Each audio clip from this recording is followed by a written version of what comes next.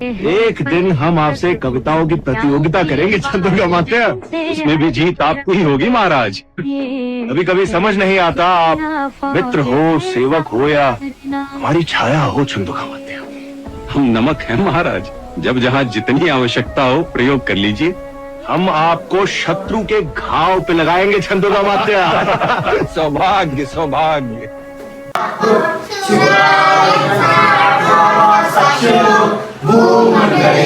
शिवरायांचे कैसे बोलणे, शिवरायांचे कैसे चालणे, शिवरायांची संगी देणे कैसी असे सकल सुखांचा केला त्याग, म्हणून साधले तो योग राज्य साधण्याची जगबग कैसी केली, याहुनी करावे विशेष तरी म्हणावे पुरुष, यामुळे आता विशेष काय द्यावे, शिवरायांचे आठवावे, देविका तुला मानावे, लोकी परलोकी उरावे, तिरुपे निश्चयाला मेरू, बहुतनासी आलारू, अखंड श्रीचा निरारू, श्रीमंत योगी पुण्यश्लोक छत्रपती श्री शिवाजी महाराज की जय, धर्मवीर छत्रपती श्री संभाजी महाराज की जय,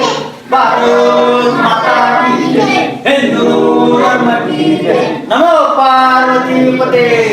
ही कवी कलश यांची समाधी आहे, त्याच्यानंतर समोरच छत्रपती संभाजी महाराजांची समाधी, आणि इथला जो वातावरण आहे तो खूप छान आहे, मन प्रसन्न होतं एवढी जाग्यात येऊन। आणि आपले भाऊ हे पण आपल्यासोबत आहे आज, यांनी खूप सारी माहिती दिली आपल्याला, अक्षय देशमुख। खूप छान वाटलं, वातावरण खूप छान आहे इथं।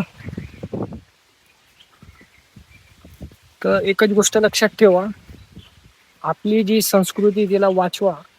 जसं संभाजी महाराजांनी आपल्या स्वराज्यासाठी आपले प्राण दिले, जे कवी कलश आहेत त्यांनी छत्रपती संभाजी महाराजांचे शेवटपर्यंत रडले, त्यांनी खूप त्रास सहन केला, खूप खूप म्हणजे तुम्हाला सांगण्याचे बी म्हणजे मी आज ज्या बिना चप्पलाचे चालतोय ना, जेवढा मला त्रास होतोय ना, एवढे चटके बसताय, तर याच्यावरून अंदाजा लावू शकतात तुम्ही की 40 दिवस हे सोपं नाही आहे कोणत्या गोष्टीसाठी।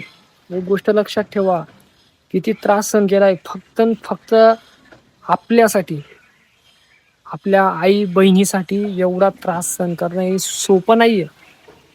त्यांनी स्वतःसाठी कधीच विचार केला नाही,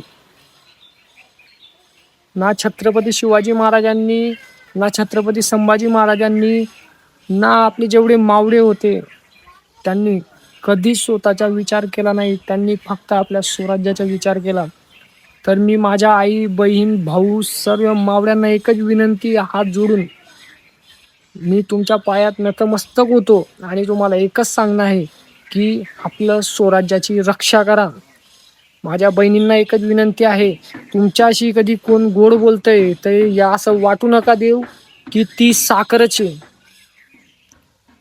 नेहमी गोड वस्तूमध्ये जहर टाकलं जातं, हे बी लक्षात ठेवा। तर मी अजून पुढे तुम्हाला माहिती देणार आहे।